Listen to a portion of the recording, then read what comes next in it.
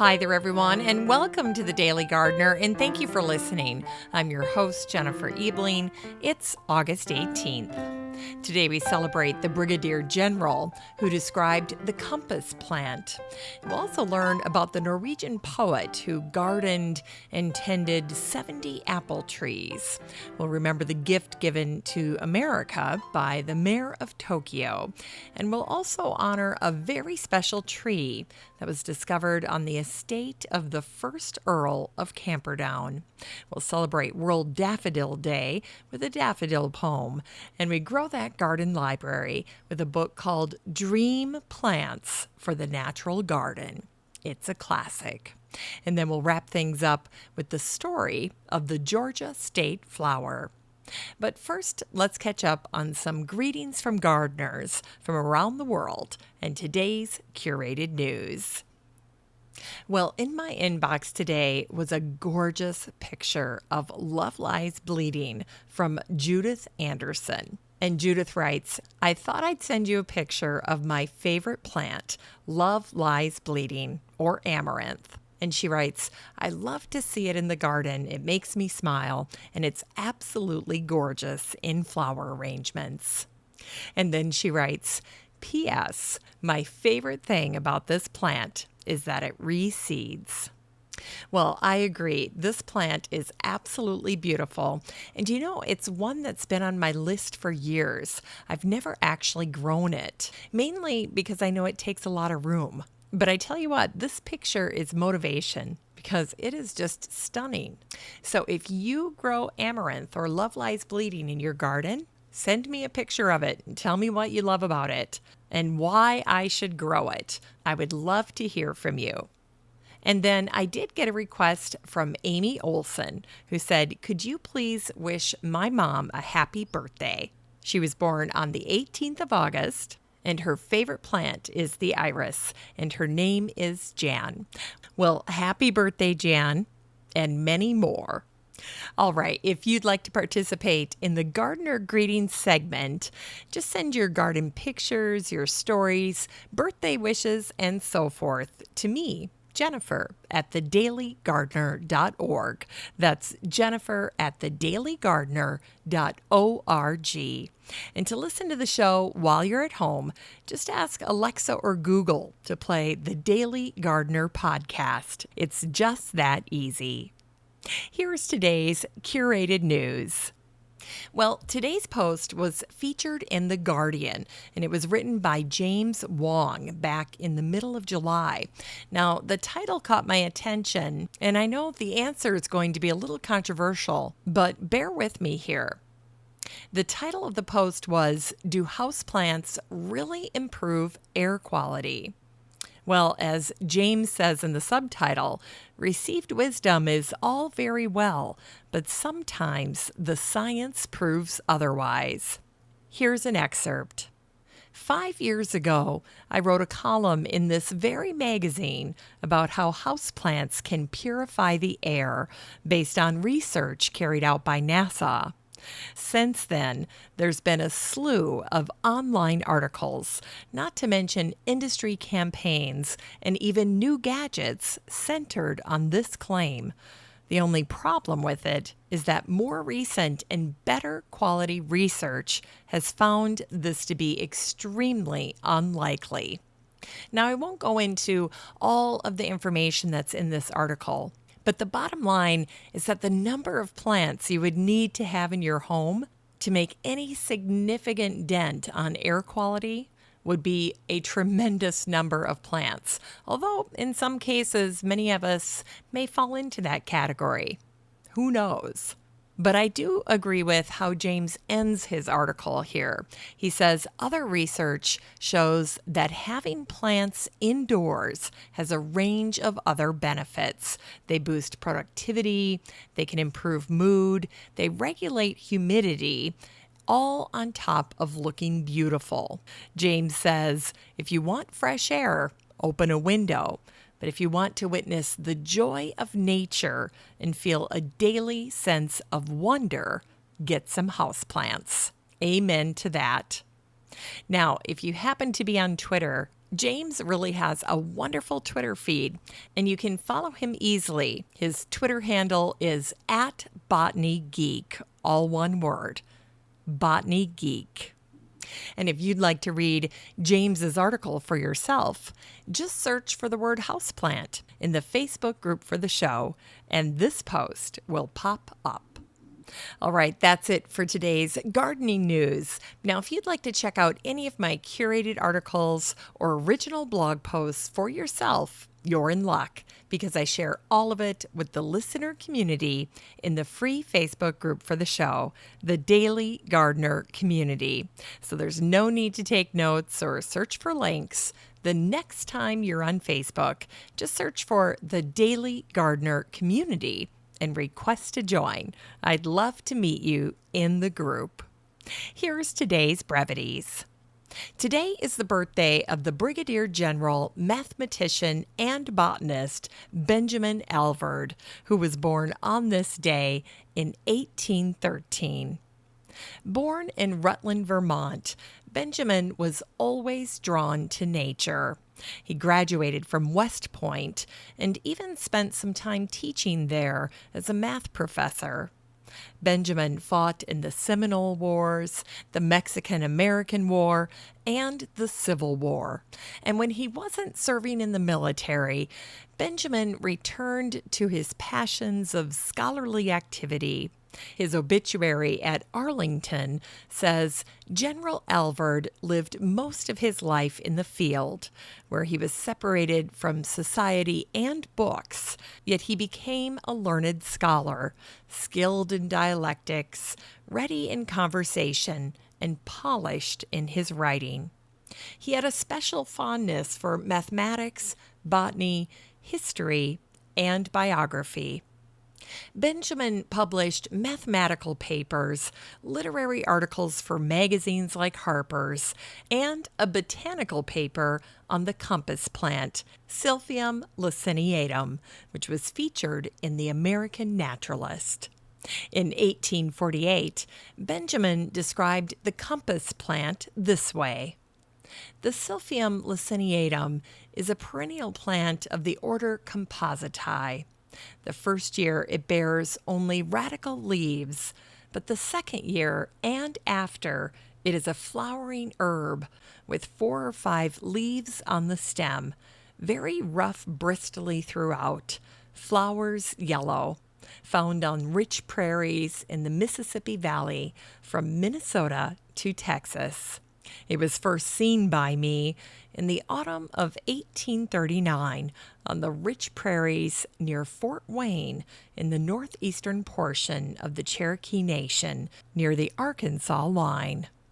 Now, the leaves of the compass plant align north-south, which helps the plant minimize the effect of midday sun.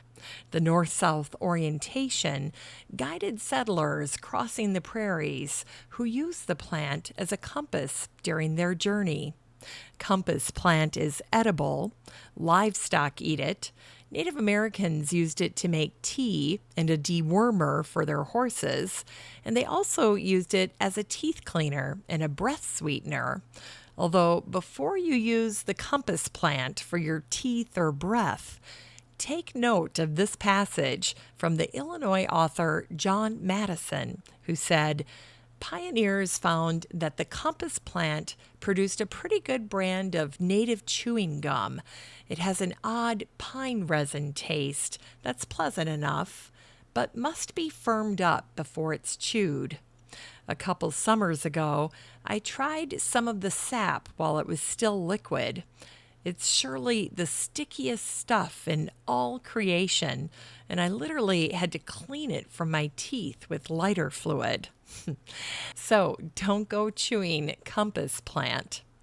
Now, Benjamin was very curious about the polarity of the compass plant. In fact, another common name for the plant is the polar plant. Benjamin initially theorized that the plant took up a lot of iron, thereby creating a magnetic polarity in the leaves, but he later discounted that theory. And the poet Longfellow referred to the compass plant in his 1947 poem Evangeline about a young woman who is lovesick over missing her boyfriend. Now, before I read an excerpt from this poem, I thought I'd define two terms for you. Nepenthe is a drug of forgetfulness, and asphodel is a gray and ghostly plant in the underworld. Patience, the priest would say. Have faith, and thy prayer will be answered. Look at this delicate plant that lifts its head from the meadow. See how its leaves are turned to the north, as true as the magnet. This is the compass flower that the finger of God has planted here in the houseless wild to direct the traveler's journey over the sea-like, pathless, limitless waste of the desert. Such in the soul of man is faith. The blossoms of passion, gay and luxuriant flowers, are brighter and fuller of fragrance. But they beguile us and lead us astray, and their odor is deadly. Only this humble plant can guide us here, and hereafter crown us with asphodel flowers that are wet with the dews of Nepenthe. And today is the birthday of the Norwegian poet and gardener Olav Hauge, who was born on this day in 1908. Olav was a trained horticulturist and a fruit grower. He earned a living as a professional gardener. And when he wasn't writing poetry, he could be found working in his apple orchard.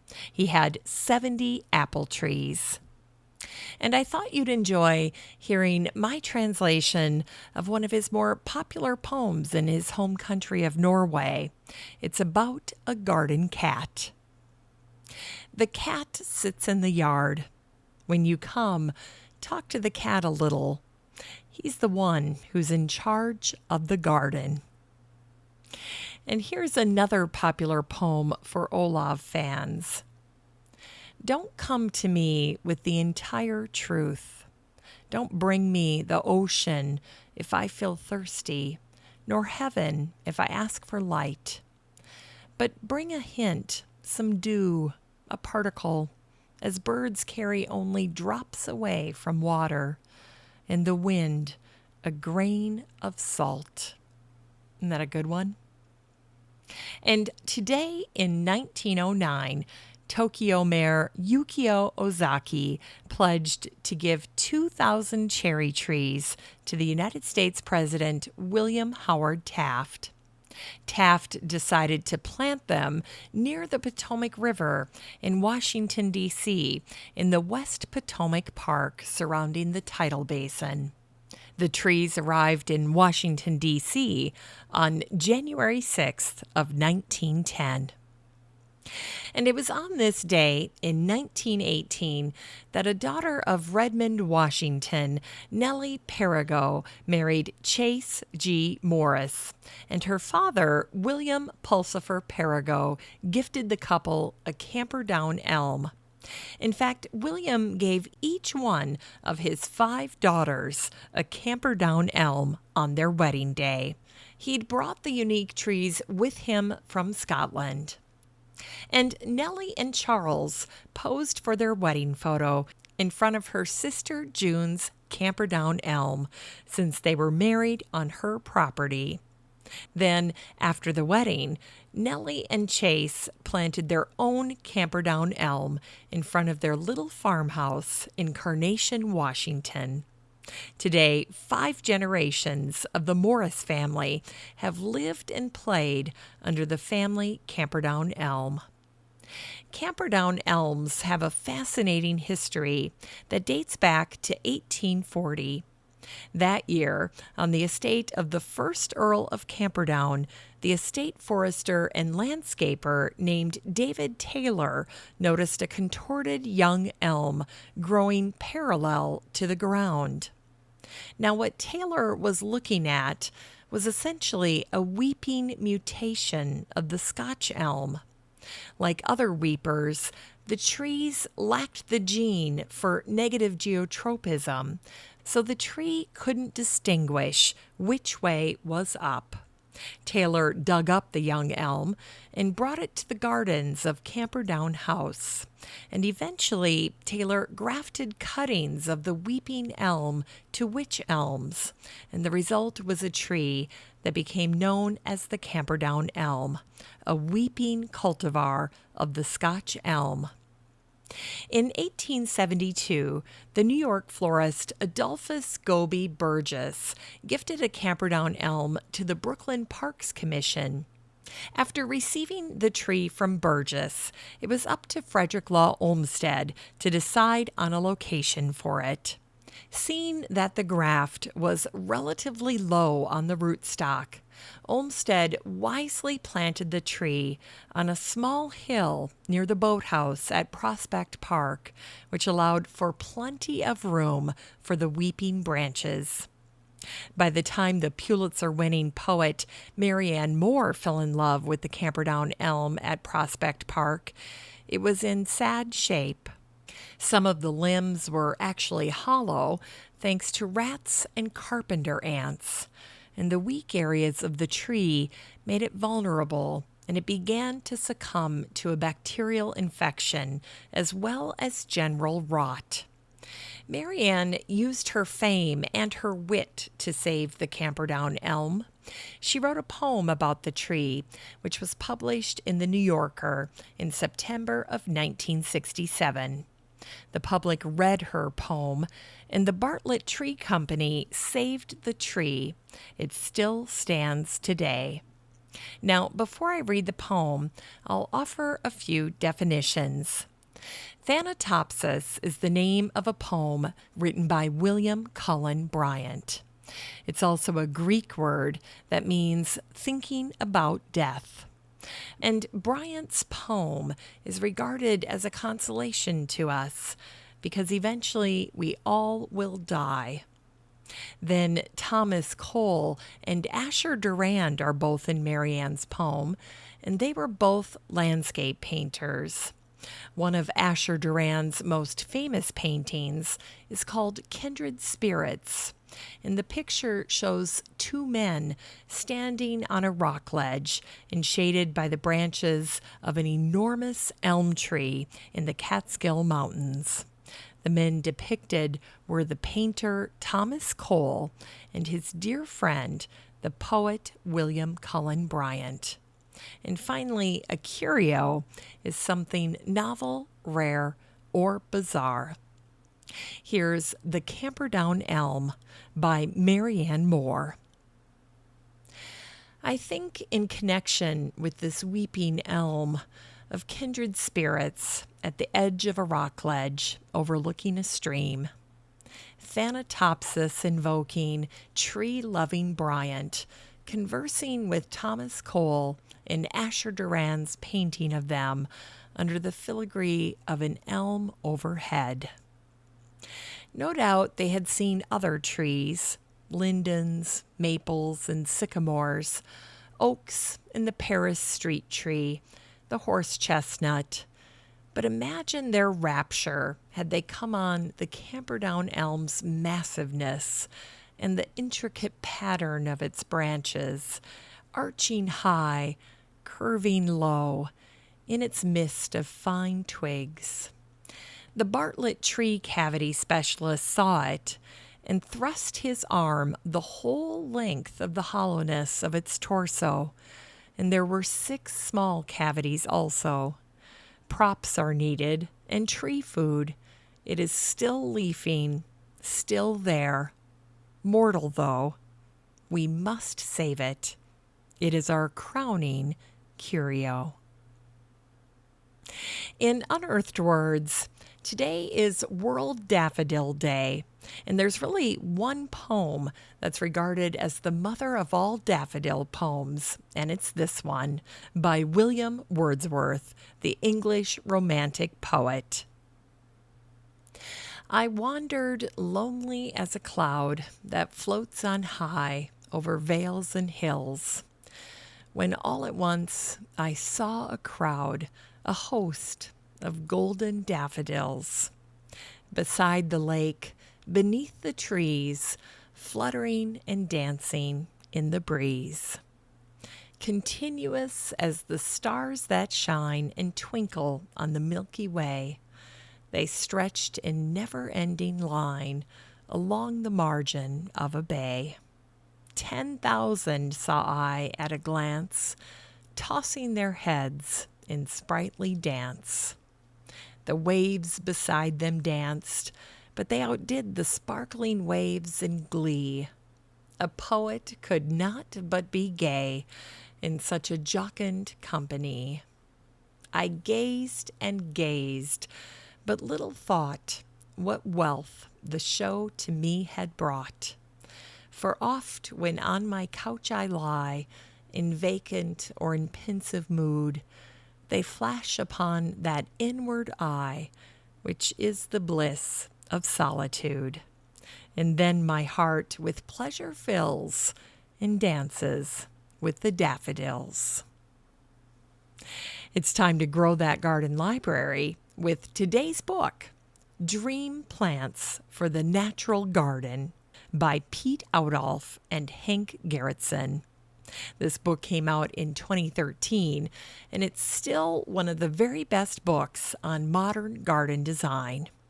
Join two of the world's most influential garden designers, Pete Outolf and Hank Gerritsen, as they describe their ideal perennials, bulbs, grasses, ferns, and small shrubs for your natural garden.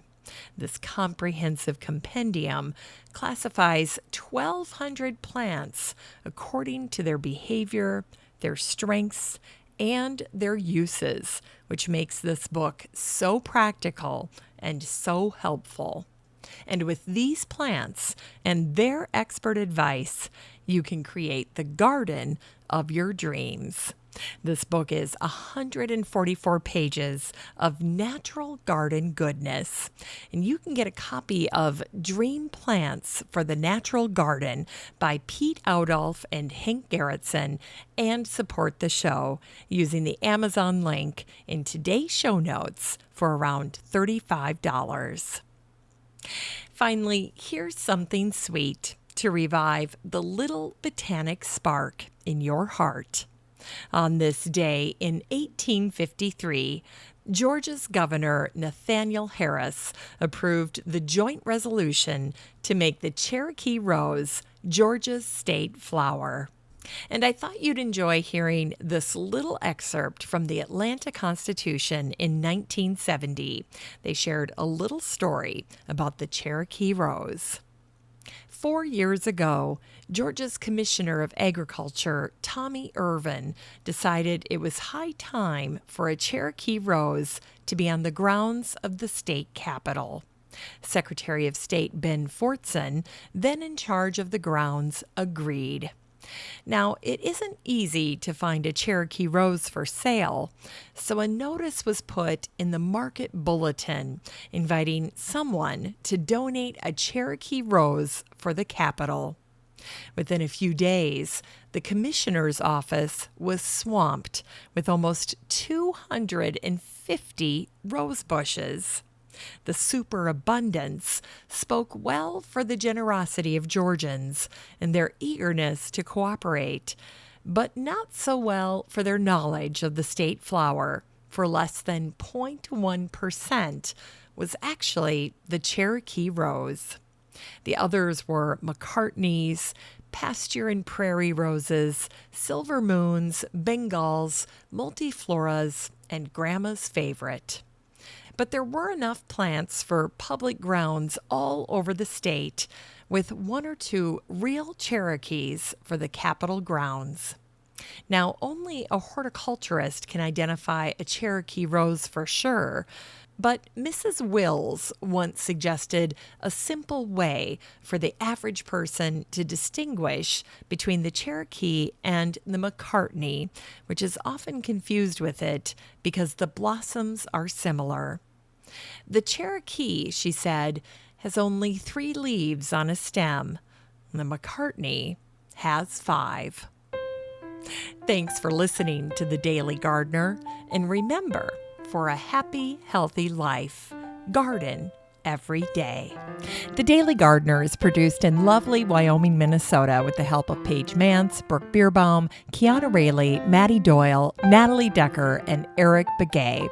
You can find The Daily Gardener on all your favorite social media. You can follow the show on Instagram, and listeners always have a standing invitation to join the free Facebook group for the show. Just search for Daily Gardener Community the next time you're on Facebook and request to join. All the stories and books that are featured on the show can be found over at thedailygardener.org, thedailygardener.org. And while you're there, be sure to sign up for my free Friday newsletter. Last but not least, you can share your own gardener greetings on the show by emailing me at jennifer@thedailygardener.org. I'm your host, Jennifer Ebling, and as always, have a great day in the garden, and we'll see you tomorrow.